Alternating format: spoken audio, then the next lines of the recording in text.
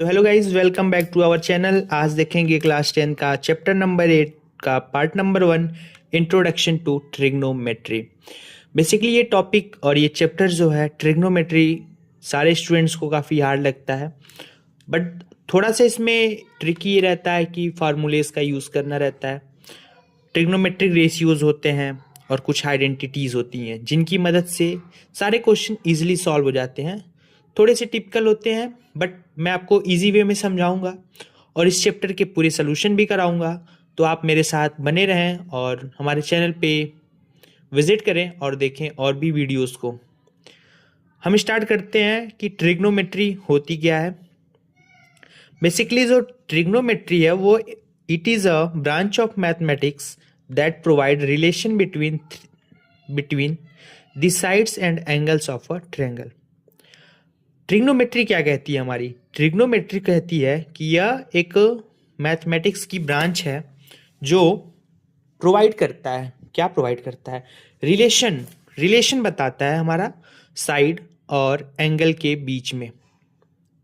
Trigonometry जो है हमारा वो साइड और एंगल के, ट्रायंगल के साइड और एंगल के बीच का रिलेशन बताता है, वही हमारा ट्रिग्नोमेट्री है। ठीक है, आप समझ पा रहे होंगे? ठीक है, तो ये देखते हैं हम ट्रिग्नोमेट्री। ट्रिग्नोमेट्री जो हमारा है ना, तीन सबसे मिलकर बना है। पहला ट्राई, गॉन और मेट्री। ट्राई का मतलब होता है हमारा 3, गॉन का मतलब होता है हमारा साइड्स और मेट्री का मतलब होता है मेजर्स। तीनों साइड्स का मेजर ही हमारा ट्रिग्नोमेट्री कहलाता है। ट्रिग्नोमेट्री में हम बेसिकली, ये एक हमारा ट्रायंगल है, ट्रायंगल ABC। ये हमारा ट्रायंगल दिया हुआ है, ठीक है। हमने इसको मान लीजिए, इसको हमने एक थीटा ले लिया, एंगल थीटा। अगर जो हम इसको एंगल थीटा लेते हैं और ये हमारा 90 डिग्री है, ठीक है। अगर जो हम इसको थीटा लेते हैं तो ये जो लाइन हमारी होगी ना, ये जो होगी हमारी बेस होगी। क्या होगी?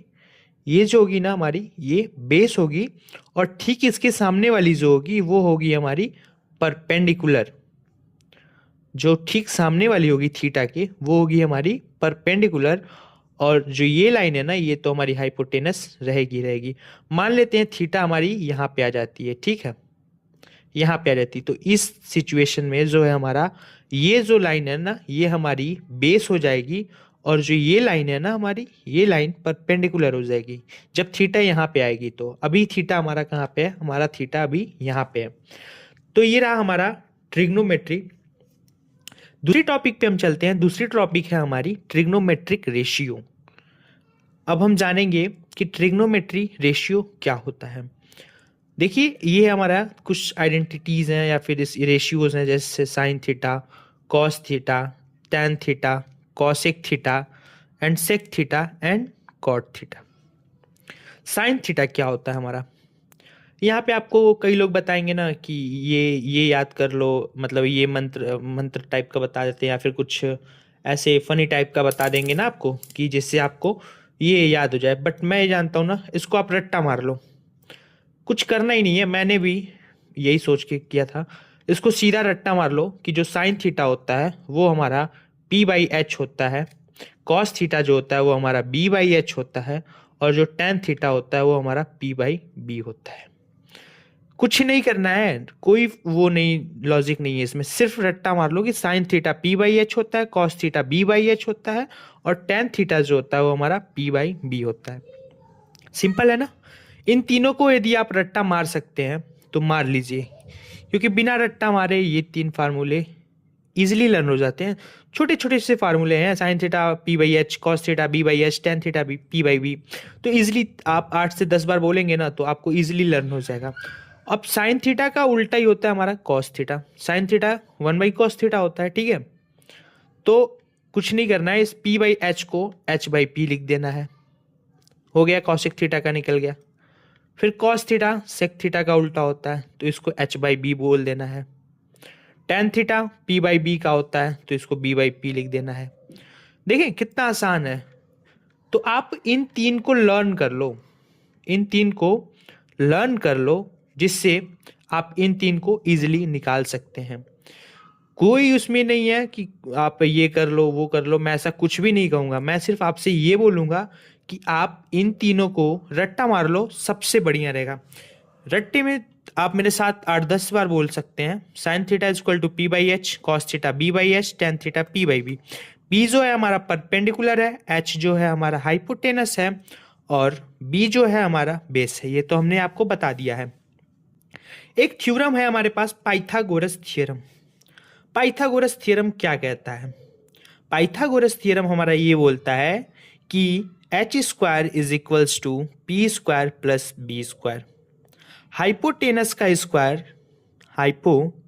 Square is equals to perpendicular का स्क्वायर प्लस बेस का स्क्वायर। ये हमारा पाइथागोरस थ्योरम बोलता है। हम एक क्वेश्चन लेते हैं, हमें यहाँ पे हाइपोटेनस को फाइंड करना है, ठीक है।